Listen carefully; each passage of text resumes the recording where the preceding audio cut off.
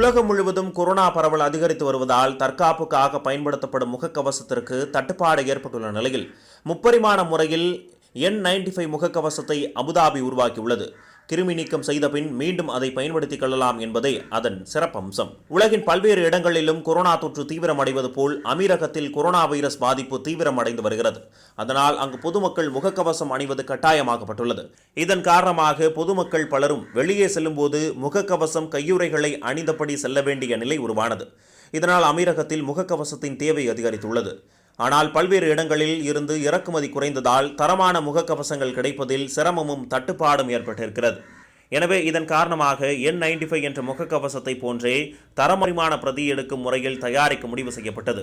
அதன்படி முபதாலா முதலீட்டு நிறுவனம் மற்றும் அபுதாபி நியூயார்க் பல்கலைக்கழகம் இணைந்து வெறும் 48 மணி நேரத்தில் இந்த வகை முகக்கவசங்களை வெற்றிகரமாக தயாரித்திருக்கிறது.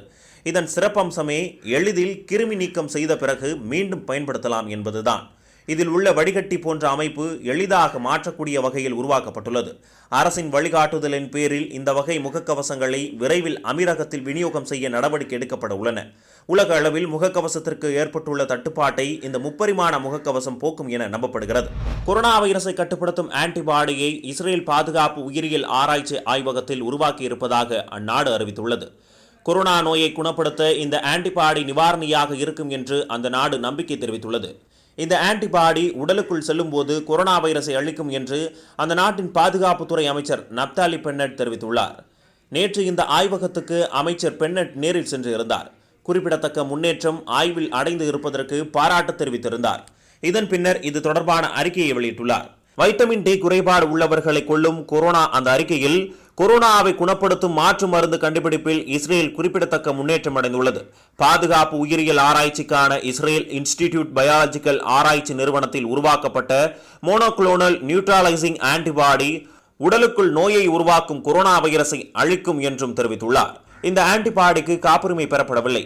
பெற்ற பின்னர் சர்வதேச மருந்து நிறுவனங்கள் இதை தயாரிக்க காப்புரிமை பெறலாம் என்று இஸ்ரேல் இன்ஸ்டிடியூட் பயாலஜிக்கல் ஆராய்ச்சி நிறுவனத்தின் இயக்குனர் ஷாமுவேல் ஷபீரா தெரிவித்துள்ளார்.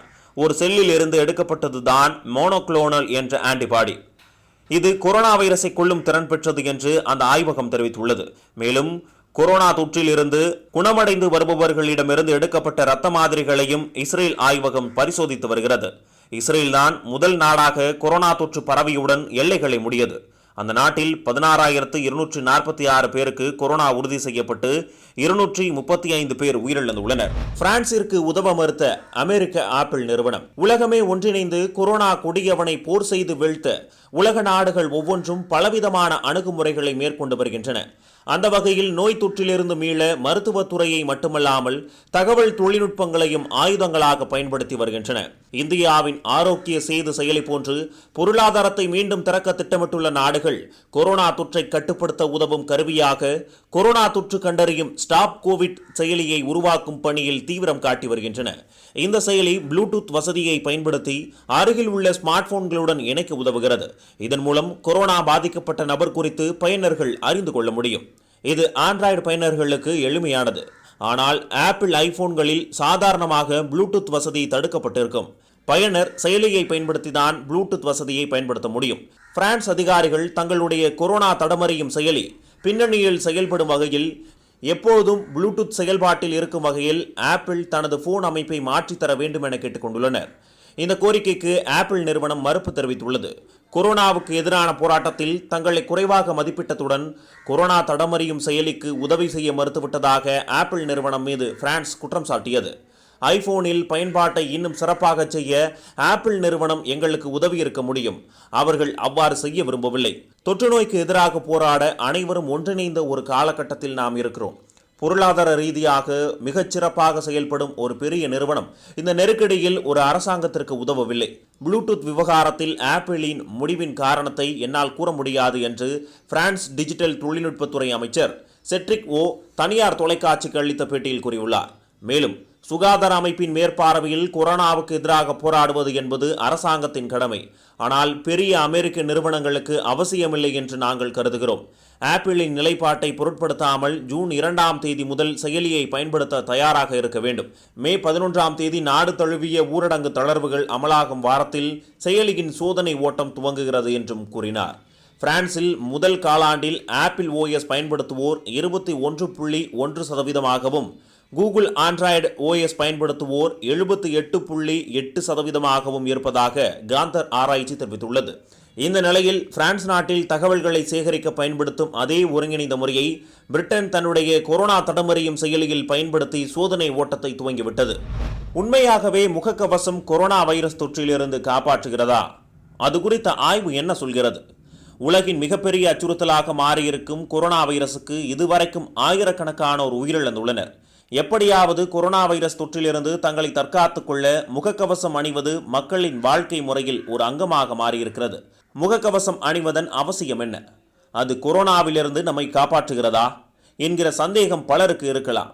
அது குறித்து வெளியான ஒரு ஆய்வு கட்டுரையில் இருந்து சில தகவல்கள் மூலம் தெரிந்து கொள்ளலாம். ஒரே ஒரு கிருமி மனிதனின் வாய் அல்லது மூக்கின் வழியாக உடலுக்குள் நுழையும் போது அது பன்மடங்காக பெருகிவிடுகிறது. அப்படி உருவாகும் நூற்றுக்கணக்கான கொரோனா நோய் தொற்று கிருமிகள் தொண்டை, நாசி, நுரையீரல் ஆகிய பகுதிகளில் தங்கிவிடுகிறது. அப்போது கொரோனா நோய் தொற்றினால் பாதிக்கப்பட்ட ஒருவர் தும்மும் போதோ இருமும் போதோ மூக்கு மற்றும் வாயிலிருந்து 3000 நீர்த்துளிகள் காற்றில் பரவும் அபாயம் ஏற்படுகிறது. கண்ணுக்கு தெரியாத துளிகள் காற்றின் தூசு படலத்தில் தங்கிவிடுகின்றது. அதிலும் சில பெரிய நீர்த்துளிகள் அருகில் இருக்கும் மனிதர்கள் மீதோ அல்லது பொருட்களின் மீதோ படிந்து விடுகிறது. அப்படி நீர்த்துளிகளின் வழியே வெளியேறும் கொரோனா COVID-19 வைரஸ் காற்று படலத்திலும் பொருட்களின் மீதும் குறைந்தது 3 மணி நேரமாவது உயிர் வாழ்வதாக சொல்கிறார் sexually transmitted disease unit at the institute of tropical medicine தலைவர் கிறிஸ் கென்யான். நம் இந்திய மக்களிடையே ஒரு மூட நம்பிக்கை இருக்கிறது. இந்தியாவின் வெப்பநிலைக்கு கொரோனா வைரஸ் செத்துவிடும். அப்படியே காற்றில் வைரஸ் படிந்தாலும் சூடு தாங்க முடியாமல் கொரோனா வைரஸ் துடித்து இறந்துவிடும் என. ஆனால் கொரோனா வைரஸ் அதிகபட்சம் 60 டிகிரி செல்சியஸ் வெப்பநிலையிலும் உயிர் வாழும் என ஆய்வில் தெரிய வந்திருக்கிறது. குளிர்சாதன அறையிலும் சரி வெளியவும் சரி கொரோனா வைரஸ் பரவுவதை தடுக்க முடியாத ஒரு சூழலில் அதிலிருந்து நம்மை பாதுகாத்துக் கொள்ளவே முகக்கவசம் பயன்படுத்தப்படுகின்றது. என்ன மாதிரியான முகக்கவசங்களை பயன்படுத்தலாம் என அமெரிக்காவின் நார்த் ஈஸ்டர்ன் பல்கலைக்கழகம் நடத்திய ஆய்வில் சர்ஜிக்கல் மாஸ்க், N95 மாஸ்க் பயன்படுத்தினால் மட்டுமே கொரோனா வைரஸ் தொற்றிலிருந்து தப்பிக்க இயலும். அது மட்டுமல்லாது வீட்டிலேயே தயாரிக்கப்படும் துணி மாஸ்குகள் 80% வரைக்கும் காற்றில் இருக்கும் துகள்களை நாம் சுவாசிப்பதில் இருந்து கட்டுப்படுத்துகிறது. கம்பளி துணியை காட்டிலும் காட்டன் துணியை 2 அல்லது 3ஆக மடித்து அதனை மேலும் கீழும் நைலான் துணியை வைத்து தைத்து முகக்கவசமாக பயன்படுத்துவது நல்ல பயனை அளிப்பதாகவும் அந்த ஆய்வில் தெரியவந்துள்ளது. அதனை மேலும் கீழும் நைலான் துணியை வைத்து தைத்து முகக்கவசமாக பயன்படுத்துவது நல்ல பயனை அளிப்பதாகவும் அந்த ஆய்வில் தெரிய வந்துள்ளது. உலகம் முழுவதும் நடத்தப்பட்ட ஆய்வில் நியூயார்க்கில் 20 முதல் 65% மரணத்தின் எண்ணிக்கை அதிகப்படியான மக்கள் மாஸ்க் பயன்படுத்தியதால் 17 முதல் 45% குறைந்துள்ளது என சொல்கிறார்கள் ஆய்வாளர்கள். உலகம் முழுவதும் பல்வேறு நாடுகளில் மக்கள் மாஸ்க் அணிந்து கொண்டு வெளியே செல்ல வேண்டுமென கட்டுப்பாடுகள் விதிக்கப்பட்டுள்ளன. இந்நிலையில் இப்படியான ஒரு ஆய்வு மக்களிடையே விழிப்புணர்வை ஏற்படுத்தி இருக்கிறது. வைட்டமின் டி குறைபாடு உள்ளவர்களை கொரோனா வைரஸ் உயிரை பறிக்கிறது. இது பற்றிய செய்தி தொகுப்பு. வைட்டமின் டி குறைபாடுதான் கொரோனா எளிதில் பாதிக்க காரணமாக உள்ளது. வைட்டமின் டி சத்து குறைபாடு கொண்ட கொரோனா நோயாளிகள் அதிக அளவில் உயிரிழப்பதாக விஞ்ஞானிகள் கண்டறிந்துள்ளனர். இங்கிலாந்தின் கிழக்கு ஆங்கிலியா பல்கலைக்கழகம் மற்றும் ராணி எலிசபெத் மருத்துவமனை ஃபவுண்டேஷன் ட்ரஸ்ட் ஆகியவை இணைந்து ஒரு ஆய்வு மேற்கொண்டிருக்கிறது. 20 ஐரோப்பிய நாடுகளில் கொரோனா தொற்றினால் பலியானவர்கள் பற்றிய இந்த ஆய்வில் எந்த குறைபாட்டினால் கொரோனா நோயாளிகள் அதிகம் இறந்துள்ளனர் என ஆராய்ந்துள்ளனர். இந்த ஆய்வின் முதல் கட்டத்தின் முடிவில் பெரும்பாலான கொரோனா நோயாளிகளுக்கு வைட்டமின் டி சத்து குறைபாடு இருந்திருக்கிறது என தெரிய வந்துள்ளது. பின் கொரோனா நோயாளிகளுக்கு உடலில் வைட்டமின் டி சத்தை அதிகப்படுத்தி பார்க்குமாறு மருத்துவர்களுக்கு பரிந்துரை செய்துள்ளனர். கொரோனாவால் பாதிக்கப்பட்டவர்கள் வைட்டமின் டி சத்து அதிகமாக கிடைத்தால் விரைவாக குணமடையும் கூடுதலாக இருக்கிறது. வைட்டமின் டி குறைபாடுதான் கொரோனா எளிதில் பாதிக்க ஆய்வு மேற்கொண்ட விஞ்ஞானிகள் கூறுகின்றனர். சூரிய ஒளியில் இருப்பதுதான் வைட்டமின் டி சத்தை பெற சிறந்த வழி. சூறை, காலா, காணாங்கெழுத்தி, சங்கரா போன்ற மீன்களிலும் வைட்டமின் டி சத்து இருக்கும். முக்கியமாக காளா மீனில் அதிகமாக இருக்கும். முட்டையின் மஞ்சள் கரு, ஆரஞ்சு பழம், தானியங்கள், சோயா, பாலாடை, காளான் முதலியவை மூலம் வைட்டமின் டி சத்து கிடைக்கும் என தெரிவித்துள்ளார். கொரோனா வைரசுக்கு சோதனைக்கு உட்படுத்தப்படாத மருந்துகளை மக்களுக்கு பயன்படுத்தக்கூடாது. ஆப்பிரிக்காவை எச்சரித்த உலக சுகாதார நிறுவனம்.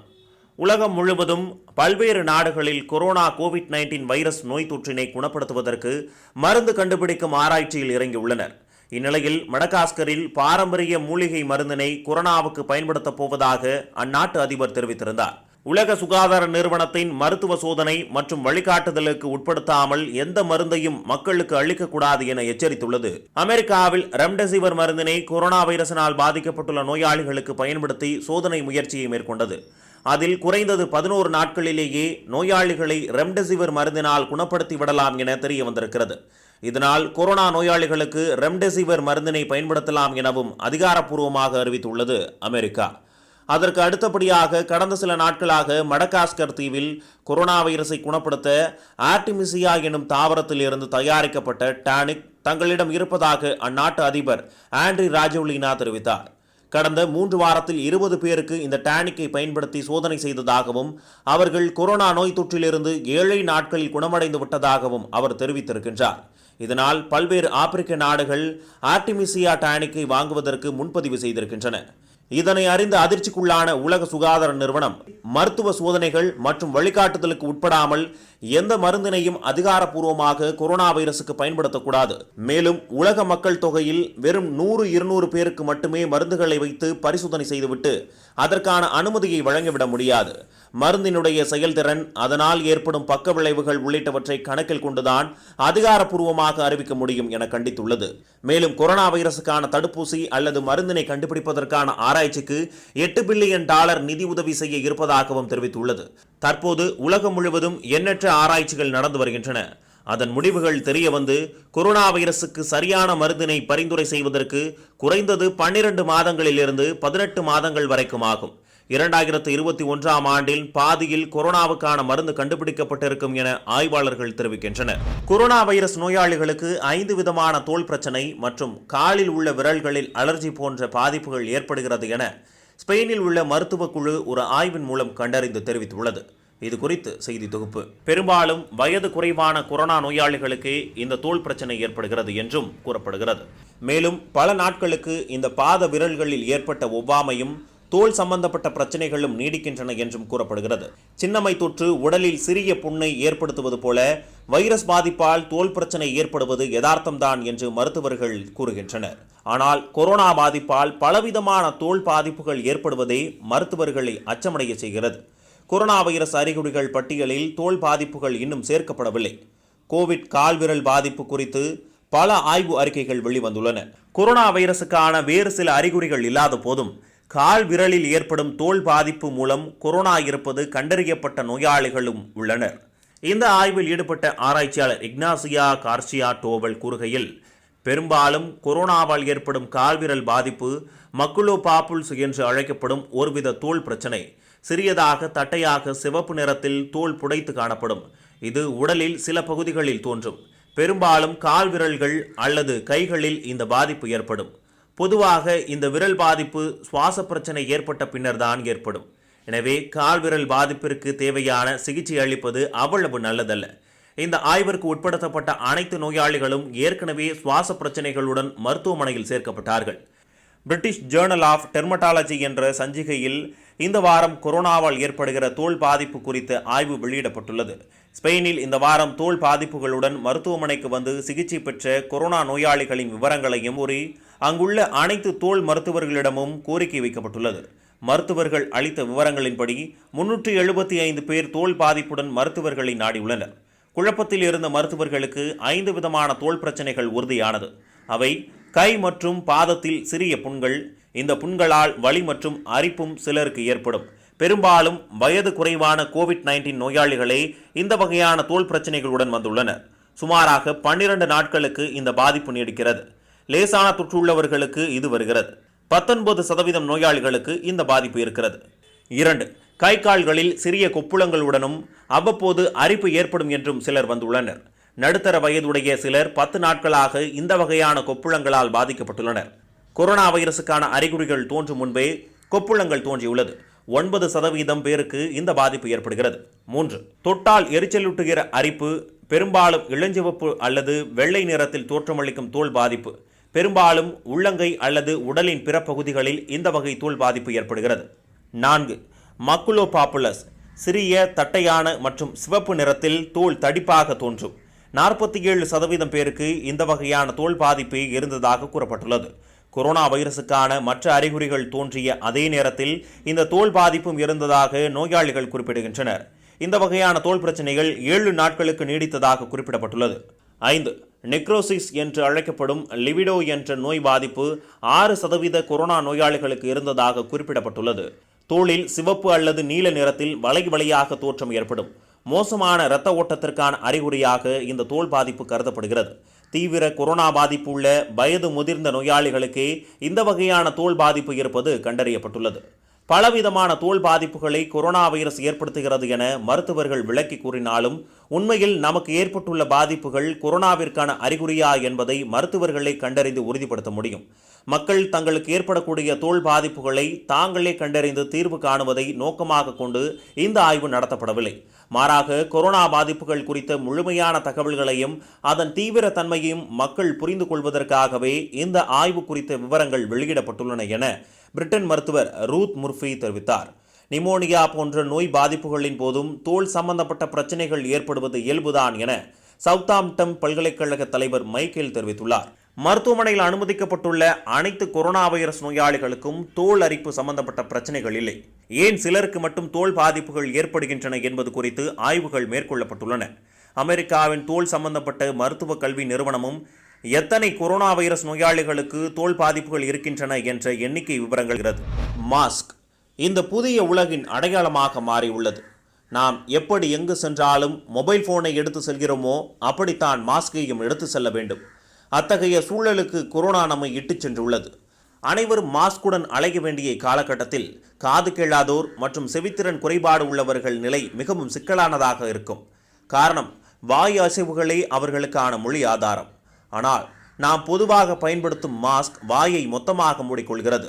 அமெரிக்காவில் ஈஸ்டர்ன் கென்டுக்கி பல்கலைக்கழகத்தில் படிக்கும் 21 வயதான ஆஷ்லே லாரன்ஸ் செவித்திறன் குறைபாடு உள்ளவர்களுக்கான பிரத்யேகமாக மாஸ்கை வடிவமைத்தார். அத்தகைய மாஸ்க் வடிவமைக்காமல் இருந்திருந்தால் ஒரு சமூகத்தின் உடனான தொடர்பு நிச்சயம் கடினமானதாக இருந்திருக்கும். செவித்திறன் குறைபாடு உடையவர்கள் எப்படி தங்கள் உணர்வுகளை சாதாரண மாஸ்கை கொண்டு வெளிப்படுத்த முடியும் என யோசித்தார் சிறப்பு குழந்தைகளுக்கான ஆசிரியராக பயிற்சி பெற்று வரும் ஆஷ்லே. மேலும் கொரோனாவால் இத்தகையவர்கள் பாதிக்கப்படும் போது மருத்துவர்கள் என்ன சொல்கிறார்கள் என்பதை உதட்டசைவால் பார்த்து தெரிந்து கொள்ள முடியாத சூழலையும் மாற்ற நினைத்தார் ஆஷ்லே. இது பற்றி தன் தாயிடம் சொன்ன ஆஷ்லே அவரோடு சேர்ந்து மாஸ்கின் நடுவில் வெளிப்படையாக தெரியக்கூடிய பிளாஸ்டிக் துண்டு கொண்டு வடிவமைத்தார். இதன் மூலம் உதட்டு அசைவுகள் தெளிவாக தெரியும். இதனை தன் ஃபேஸ்புக் பக்கத்தில் பகிர்ந்தார். ஆஷ்லேவுக்கு வரவேற்பு அதிகமானது. தன் வீட்டிலேயே இத்தகைய சிறப்பு மாஸ்குகளை செய்து இலவசமாக வழங்கி வருகிறார். இவரை பார்த்து பலரும் தங்கள் வீடுகளிலேயே இத்தகைய மாஸ்கை தயாரித்து வருகின்றனர். சீனாவின் வூகான் நகரில் உருவாகியதாக சொல்லப்படும் கொரோனா நோய் தொற்று உலகம் முழுவதும் பரவி உலக நாடுகளை ஆட்டி படைத்து வருகிறது. இந்த வைரஸை கட்டுப்படுத்த தடுப்பூசி கண்டுபிடிப்பது மட்டுமே ஒரே வழி என கூறப்படுகிறது. அதனால் இந்தியா உட்பட உலக நாடுகள் அனைத்தும் தடுப்பூசியை உருவாக்குவதில் தீவிர கவனம் செலுத்தி வருகின்றன. இது தொடர்பான ஆராய்ச்சிகளும் தொடர்ந்து நடைபெற்று வருவதாக சொல்லப்படுகிறது. இதற்கிடையில் சீனாவில் கொரோனா வைரஸால் தாக்கப்பட்டு பின்னர் சிகிச்சை அளிக்கப்பட்டு அதிலிருந்து முழுமையாக குணமடைந்தவர்களை அடிப்படையாக வைத்து ஒரு ஆராய்ச்சி நடத்தி உள்ளனர். இதில் தடுப்பூசி கண்டுபிடிப்பதற்கு அவசியமான புதிய தகவல் வெளியாகியுள்ளது. இந்த ஆராய்ச்சியில் 14 பேர் பயன்படுத்தப்பட்டனர். இவர்களில் 8 பேர் சமீபத்தில் டிஸ்சார்ஜ் செய்யப்பட்டவர்கள். இவர்கள் 14 பேரின் இரத்த மாதிரிகள் எடுக்கப்பட்டு அவற்றின் மூலம் நோய் எதிர்ப்பு சக்தியை அளவிடப்பட்டது. இந்த ஆராய்ச்சியை சீனாவின் சிங்குவா பல்கலைக்கழகத்தைச் சேர்ந்தவர்கள் உள்ளிட்ட ஆராய்ச்சியாளர்கள் இணைந்து நடத்தியுள்ளனர். இந்த ஆராய்ச்சியின் முக்கிய முடிவு, கொரோனா வைரஸ் நோயாளிகள் உடலில் ஆன்டிபாடிகள் என்று சொல்லப்படும் நோய் எதிர்ப்பு பொருள் உருவாகிறது. அத்துடன் டி செல்களும் உருவாகின்றன. இவை சிறந்த தடுப்பூசியை வடிவமைப்பதற்கான முக்கிய தாக்கங்களாக அமைந்துள்ளன. நோய் எதிர்ப்பு சக்தியை தூண்டுவதில் வைரஸின் எந்த பகுதிகள் மிகவும் பயனுள்ளவை என்பதையும் இந்த ஆராய்ச்சி சுட்டிக்காட்டுகிறது. எனவே சாத்தியமான தடுப்பூசிகளுக்கு அவை குறிவைக்கும் நிலை உருவாகி இருக்கிறது. நோய் எதிர்ப்பு சக்தியை மேலும் பகுப்பாய்வு செய்வதற்கும் அதன் பொறிமுறையை புரிந்து கொள்வதற்கும் எங்கள் பணி ஒரு அடிப்படையை வழங்கி இருக்கிறது என்று ஆராய்ச்சியாளர்கள் கூறுகிறார்கள். கடுமையான நிகழ்வுகளில் நோய் தொற்றிலிருந்து மக்களை பாதுகாக்க ஒரு பயனுள்ள தடுப்பூசியை வடிவமைப்பதற்கான தாக்கங்களை இது கொண்டுள்ளது என்று ஆராய்ச்சியாளர் சென்டோங் கூறியுள்ளார். கொரோனா போராட்டத்திற்கு மத்தியில் அதிபர் தேர்தலில் கவனம் செலுத்தும் ட்ரம்ப், இது அமெரிக்காவின் அவலம். வல்லரசு நாடு என்று இத்தனை ஆண்டுகளாக உலக நாடுகளை நம்ப வைத்துக் கொண்டிருந்த அமெரிக்காவின் பிம்பம் இன்று சுக்குநூறாக உடைக்கப்பட்டிருக்கிறது. பணக்காரர்களின் நாடு என அமெரிக்காவை உலகம் பெருமை பேசிக் கொண்டிருந்த இதே தசாப்தத்தில்தான் ஆயிரக்கணக்கான அமெரிக்கர்கள் உணவிற்கு வழியில்லாமல் தெருக்களில் இறங்கியிருக்கிறார்கள். மக்களை காக்கும் மாபெரும் இராணுவ பலம் கொண்ட நாடு என்று கூறப்பட்டு வந்த அமெரிக்காவில்தான் மருத்துவ வசதி போதாமல் அதிக அளவில் மக்கள் செத்து மடிகிறார்கள். ஒரு நாட்டு தலைவரின் சிந்தனைகளும் அவர்களின் முடிவுகளும் தான் அந்த நாட்டின் வளர்ச்சியையும் மக்களின் நலனையும் தீர்மானிக்கிறது. இந்த அமெரிக்காவின் இந்த நிலைக்கு அந்நாட்டு அதிபர் டொனால்ட் ட்ரம்பின் அறியாமையும் அதனால் ஏற்பட்ட அலட்சிய போக்கும் தான் காரணம் என அந்நாட்டின் அரசியல் விமர்சகர்களே விமர்சித்து வருகின்றனர்.